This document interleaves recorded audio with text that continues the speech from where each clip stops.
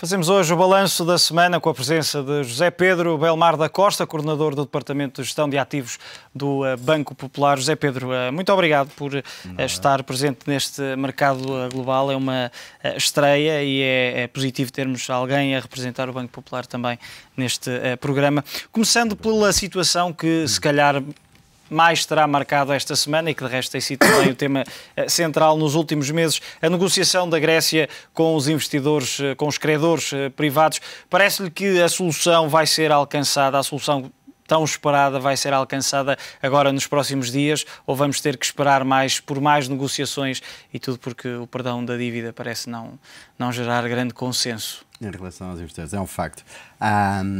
Basicamente, temos aqui um deadline para que esta negociação seja concluída, que será o dia 20 de março, que é digamos, a data limite de vencimento de uma emissão de obrigações bastante substancial grega, que no montante de cerca de 14 a 15 mil milhões de euros. Aquilo que neste momento está em cima da mesa é um pouco a dimensão do corte que essa dívida vai ter, com as implicações inerentes a esse assunto. Basicamente, estamos a falar aqui de um corte, de uma redenominação dessa dívida, e estamos a falar apenas no universo de privados, na casa dos 50% e portanto, um prolongamento no tempo a cerca de 30 anos e dessa mesma dívida, portanto, do rollover da dívida que está em causa, e uma taxa que andará, enfim, entre os 3%, que é mais ou menos a taxa que a Troika quer, e os 4%, que é um bocadinho aquilo para o qual os privados apontam. Mas há aqui questões que de facto são complicadas, que têm a ver com o facto de se acionar ou não o Collective Action Clause, que é uma cláusula que prevê, digamos, a obrigatoriedade dos privados terem que aceitar este acordo, e isto implicaria ou não, há aqui uma questão, o acionamento dos CDS por parte do ISDA, que é digamos, a entidade internacional que gera este tipo de derivados. E isso poderia ou não agradar, por outro lado, há aqui na equação os hedge funds, principalmente, que podem ter, eles por eles gostariam de facto de acionar, que esses CDS fossem acionados, porque permitir-lhes ia, provavelmente ganhar aqui alguma coisa nesta questão, mas penso que a questão essencial está em saber se de facto os privados aceitam este corte, que é um corte brutal, que na totalidade significa um perdão de cerca de 70% da dívida. E, portanto, há aqui também outros fatores nesta equação que têm a ver com o facto, por exemplo, o Jean-Claude Juncker já ter defendido, o Presidente do Eurogrupo ter defendido também que entrassem na equação os empréstimos bilaterais dos países com a Grécia neste perdão. Ou seja, há aqui muitas questões que não estão ainda bem explicadas, não estão definidas e cuja conclusão é complicada. Portanto, sim, eu acredito que isto não se vai resolver já, enfim, no final desta semana, como uma estreia bom. de José Pedro aqui neste programa, não resisto a perguntar-lhe, parece-lhe que a Grécia poderá, ou é provável que deixe a zona euro? Tem sido um tema de muita conversa e muitas divergências entre os investigadores, entre os especialistas, que também aqui não conseguem chegar a um consenso. É um facto, porque neste momento o problema da Grécia é que eles não cumpriram. Na prática, a Grécia andou bastante tempo sem cumprir a parte deles do acordo. Por outro lado, a situação macro no mundo, enfim, particularmente na Europa, piorou substancialmente. A crise financeira fez-se sentir muito mais no sistema financeiro, fez-se sentir muito mais na Europa, um bocado porque iniciada com a crise grega e continuada com a crise grega, o que levou e alastrou, como sabemos, a todos os outros países. Portugal foi logo o outro país que ficou bastante afetado por estas questões, e, portanto, a questão aqui, de facto, está em saber se a Grécia sai ou não do euro, eu estou convencido que acho que, do ponto de vista político, seria muito mau que a Grécia saísse do euro, porque isso iria significar ou iria sinalizar efeitos que, enfim, seria abrir uma caixa de Pandora cujos efeitos nós não conhecemos, por mais contas que façamos e por mais modelos que utilizemos para calcular impactos quantitativos nas economias do euro. Não teríamos, eu acho que há aqui tanto contágio, tanto efeito e tanta, hoje em dia é cada vez tudo mais global, perceber exatamente como é que a remuneração da dívida seria feita. Geral. Os mercados estão mais sensíveis, de facto, e portanto eu penso que é um cenário que não vale a pena equacionar, apesar de ser um cenário possível. Não se pode descartar ao mesmo tempo. Eu diria que, do ponto de vista assim, global, é provável, perdão, é possível, mas não provável. Ou seja, acho que o bom senso há de imperar do ponto de vista político que permita realmente que a Grécia continue no euro.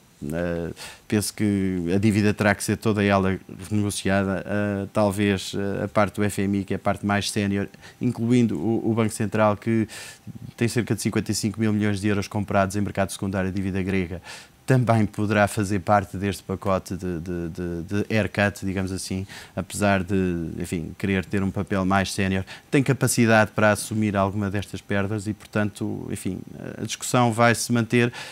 Uma coisa é certa, até ao final deste primeiro trimestre vamos ter muito mais clareza e vamos ter muito mais certezas quanto àquilo que vai ser o destino da Grécia no euro. Sem sairmos da zona euro, falamos da Grécia, mas há aqui alguns pontos que eu também gostava de destacar, e porque estamos a fazer o balanço da semana olhando para Davos, o Fórum Económico Mundial. Houve aqui um ponto que, mesmo antes de Davos, Christine Lagarde veio dar aqui uma chega a Angela Merkel, dizendo que a zona euro não se pode preocupar apenas com austeridade e deixar para segundo plano o crescimento económico, porque depois acaba por penalizar também os próprios países e não os deixa sair da crise. A verdade é que em Davos parece que os grandes especialistas a nível mundial ouviram Christine Lagarde e voltaram a dizer que esta liderança alemã, na forma como está a ser implementada, ou seja, muita austeridade para os países, nomeadamente para os periféricos, que não resolve o problema da zona euro. Parece-lhe que esse é também, ou pelo menos é essa a posição que defende, que a austeridade não é tudo, é preciso também impulsionar um pouco o crescimento económico. É um facto. Repare, eu penso que a austeridade vem um bocado da posição alemã e daquilo que reflete um sentimento da Alemanha face à Europa. Portanto, a Alemanha sempre é a segunda maior economia exportadora do mundo. É um país que tem o seu déficit mais ou menos resolvido, digamos assim, déficit orçamental, não é? É um país que tem muita poupança e é claramente o dado principal na equação deste problema, quer dizer, as coisas só se resolvem, o euro só irá para a frente se de facto houver um compromisso forte da Alemanha. Mas o ponto da Angela Merkel também faz algum sentido, dado que o que esta crise nos veio provar foi que a Europa não está construída. A Europa foi construída, digamos, com motor económico, com motor financeiro. Houve uma união monetária, de facto, que é uma estratégia, é um output muito bem conseguido e que tem funcionado. Mas há uma desunião política. Mas há uma desunião completa do ponto de vista político, e o ponto dela é um bocadinho este de, mais do que a austeridade, primeiro vamos tratar de arrumar a casa do ponto de vista político e depois então vamos tratar da ajuda financeira a todo o espaço europeu. É um bocadinho estar a pôr o que é que se põe primeiro, se esta parte, se primeiro se ajuda, que é um bocadinho, digamos, o ponto mais defendido pelo James Cameron, não é? Digamos assim, pela Inglaterra, pelo Reino Unido. E aí eu penso que ela também tem que agradar um bocadinho ao próprio eleitorado alemão, não é? Portanto, ela está preocupada com esse assunto e há que dar passos concretos em relação a essa união política da Europa, que permitirá ao Banco Central Europeu ter um papel muito mais ativo na resolução desta crise financeira, à semelhança daquilo que acontece nos Estados Unidos, na Inglaterra, no Japão. Enfim, todas estas três áreas estão em quantitative easing, em modo quantitative easing desde há 2 anos, daí de facto o euro estar e continuar relativamente forte em relação a todas estas moedas. Só que o ponto é se há tempo para isto, mais uma vez eu penso que 2012 vai ser o ano de todas as decisões e o primeiro passo vai ser esta questão grega já de curto prazo. O segundo passo vai ter que ser decisões políticas muito fortes e os políticos vão ter que chegar à frente. Ora bem, prever o que... prever política... $1 milhão exatamente, é tal questão de $1 milhão. É muito complicado, é difícil, só depende muito da vontade dos líderes políticos europeus. Mas deixe-me só dizer-lhe que, de facto, a Europa como um todo, do ponto de vista de dívida, está muito melhor do que, por exemplo, os Estados Unidos. Não tem tanta dívida como os Estados Unidos. Portanto, há aqui questões que me levam a pensar que realmente este problema não é um problema económico, mas sim um problema político. E na política, fazer previsões é sempre muito complicado. José Pedro, muito obrigado pela participação, a primeira neste mercado global. Espero voltar a encontrá-lo dentro em breve. Muito obrigado. Bom dia. A análise de José Pedro Belmar da Costa, coordenador do Departamento de Gestão de Ativos do Banco Popular Portugal.